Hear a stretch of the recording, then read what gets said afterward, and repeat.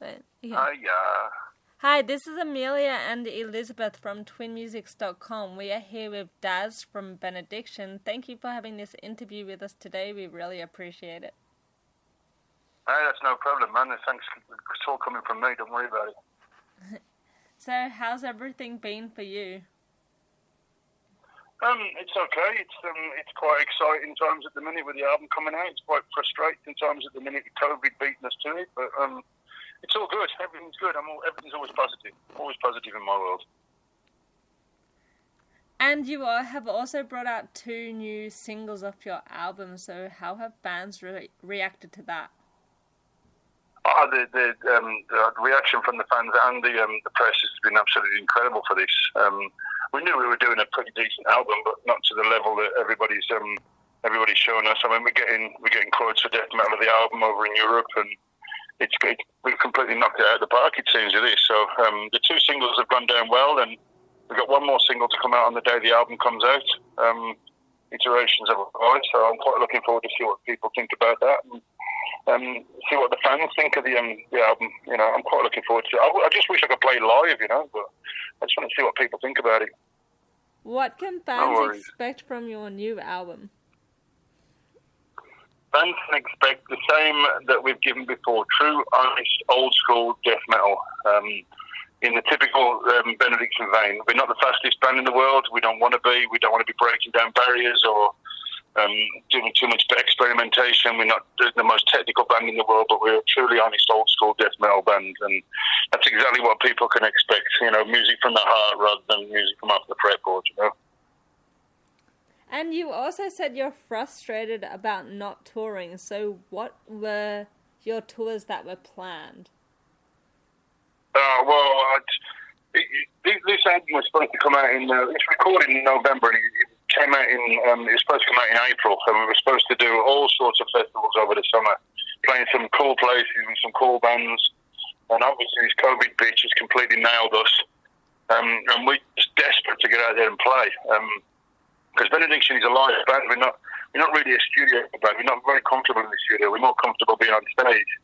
You can tell that the way we write the music. You know, we don't write the music sort of, as I said, it's not too technical. We don't want to be standing still on stage. We want to be running around like crazy idiots on stage and banging our heads all in unison. And at the moment, not being able to do it, having the album in the palm of our hand and just about to give it to the world, and not be able to back it up with a live performance is completely frustrating. But you know, it's the same for everyone. So there's there's always someone worse off than yourself, and if the worst thing for me is not being able to play live, I'm not in a bad position either.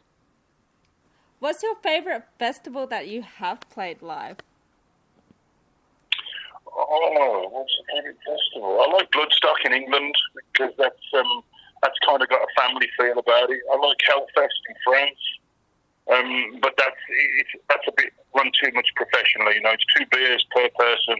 You know, it doesn't matter whether you're Motley Crue or Benediction, you all get the same amount of beer, and there's very little partying. But the actual festival itself always has the best bands and, you know, the best organisation. But I guess the best ones to me are the German ones. You know, the smaller German ones. You know, 10,000 people or whatever else. Because the Germans, they just love it. They just love a festival, getting in the field and drinking loads of beer and falling over and just passing out to the favourite death metal bands. It's just such a laugh, man. It's interesting you mentioned Hellfest because we love that festival, so it's the best. Yeah, I love it. I mean, as a puncher, it must be the best festival ever. It's always the best bands, and they always get a killer lineup. But for bands, it's a bit too regimented around backstage. It's a bit too you stand there, and you know this you can't go beyond this line, and you're only allowed in that area. It's a bit but you know, there's always cool bands there. There's always some really cool people to hang around with.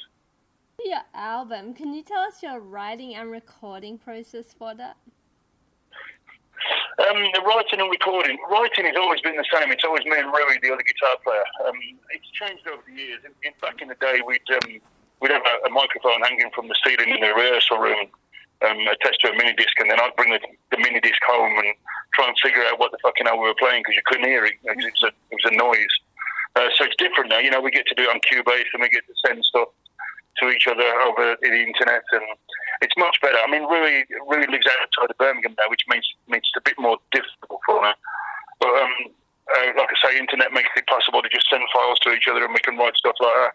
And then once we've done all that business, we give it to the vocalist, and the vocalist puts his vocals, his lyrics on it, and then we decide whether we want to extend it a bit or chop a bit or whatever else. But yeah, it's always me and Rui, and he's my perfect writing partner. You know, we're not influenced by outside sources. We're influenced by history and old school death metal. So we have the same sort of thoughts in our heads, and it's kind of easy to write, and it's a pleasure to. Your album cover, how did you come up with it, and is there a meaning behind it?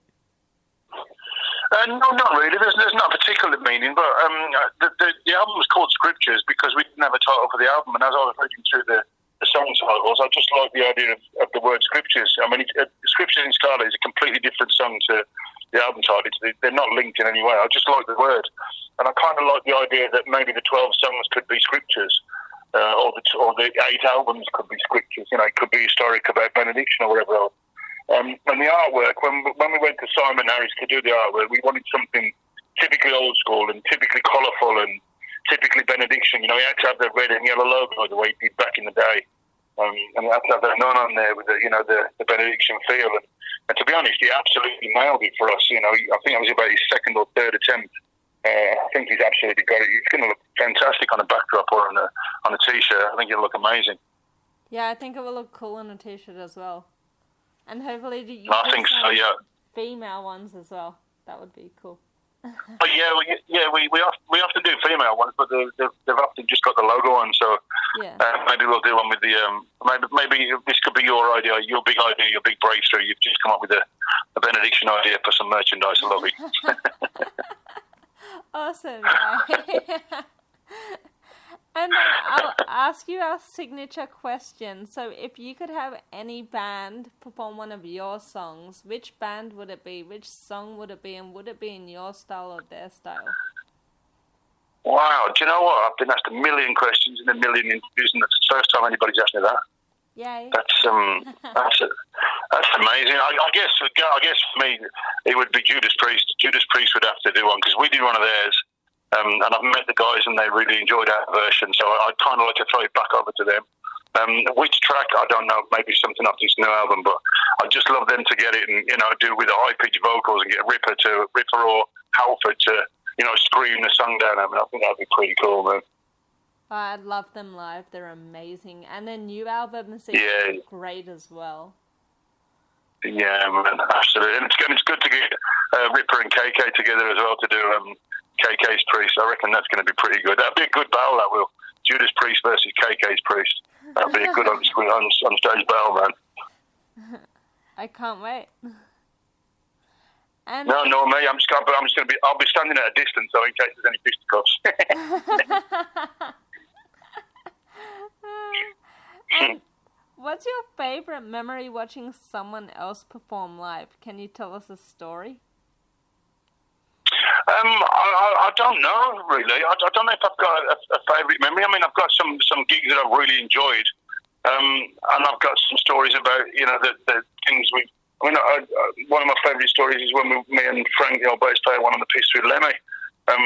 We were doing a festival in Milan, I think, and he turned up in his white cowboy boots, his white cowboy hat, and, you know, full entourage and everything, and no one would go up and speak to Lemmy. And I'm like, I'll go up and speak to him. So I went up and had a little chat with him, and then went back to my table and had a drink. And then on the evening we were out trying to get into a club in Milan, a rock club or a dance club, whatever the frick it was, I don't remember.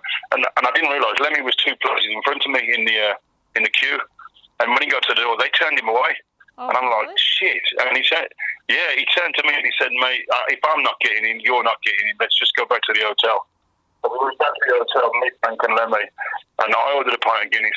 Frank ordered a pint of Guinness. Lemmy ordered a bottle of Jack Daniels in a single glass.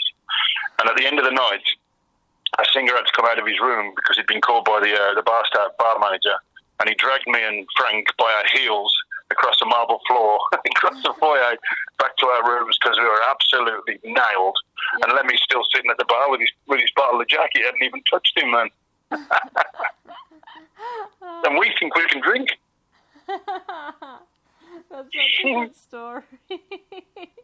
But I mean, I haven't really got many stories from live. I do remember seeing Dark Angel back in the day. when I was a teenager, and I saw them at Bradford, and I was down the front trying to get on the front of the stage to do some head banging and stage diving or whatever. So the security guy got me by the legs, and Rob, the vocalist, just got his microphone and cracked the security guard on the end of his microphone, and I got up on stage and slam dive, man. That was wicked. I really enjoyed that. I love interacting between bands and fans. I think it's massively important. I can't stand rock stars, people that think they're in a better position than somebody that's paid to see them. I can't stand rock stars, so I love it when a band and the fans interact. I think that's seriously important.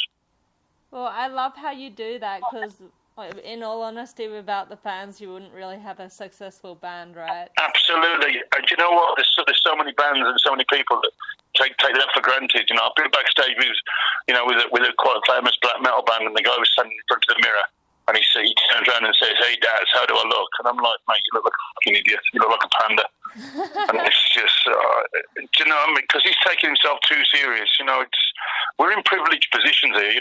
There's a million better bands than me. There's a million worse bands than my band. But, I'm in a lucky position, man. I don't make a lot of money, but I get to tour the world, and, I get to interact with people, and I'm grateful for that every single day of my life, man. Yeah, that's so cool. What advice would you give to any up-and-coming bands? For me, it's about why you do it. It's a bit similar to the answer I just gave. It's why you're doing it. If you're getting into this business because you love the music, you love the scene, you feel passionate about what you're doing, then this could be the best life you could possibly wish. If you're getting in it for the money or for the fame or for the notoriety, then just forget about it, because it's a minefield. It's horrible. When this whole death metal scene died on its ass in the 2000s and bands were breaking up, Benediction didn't. We stayed, and that's because there wasn't much money in it. There wasn't many gigs in it, and we didn't do it for the money, and that's the reason we stayed. And now it's all kicking up again, and we're in the driving seat. We're at the front of the queue. We've deserved this, and I think we've deserved it because we stayed. So for any person that's getting a band together, or my advice would be, if your heart's in it and you're doing it for the music, then take it on, man. It could be the best thing you ever do. That's great advice. I love that. And last question, is there anything else you would like to say to your fans? The thing that I'd like to say to my fans down there is that I wish I'd been able to come and see you. For whatever reason, we've not had an invite to come down to your part of the world in 31 years, which is it's a strange situation. It's quite annoying. But I will say that all the fans that have stuck with us through all the bad times, even though we've not been down to see you, I much appreciate what you've done for us. To all the new people that are turning up now and just getting into Benediction, I like to say welcome to the party, and where the fuck have you been? And I'd also like to say the first chance we get to come down and play for you people, we'll be there in a heartbeat. Awesome. Well, we can't wait to see you somewhere on the road. I know we will. Absolutely. I can't wait. I can't wait to play anywhere, but we've never been to Japan, we've never been to Australia, New Zealand, so there's a couple of places on there I just really want to connect with people and just see what it's like, I mean, most crowds are different, every crowd's the same, but they're all different, and I just can't wait to get down there and just meet people and see what it's like, man. Awesome. Well, we'll probably see you overseas. Probably, no doubt. But you know what, if this album kicks up and it opens a few doors and raises a few eyebrows, maybe somebody down there will decide to bring us down there and we can see you there. But I mean, whether I meet you down there or over here, just come over, introduce yourself, and tell me who you are, and we'll drink a beer. Okay, sweet. Thank you. Is that a deal? It's a deal.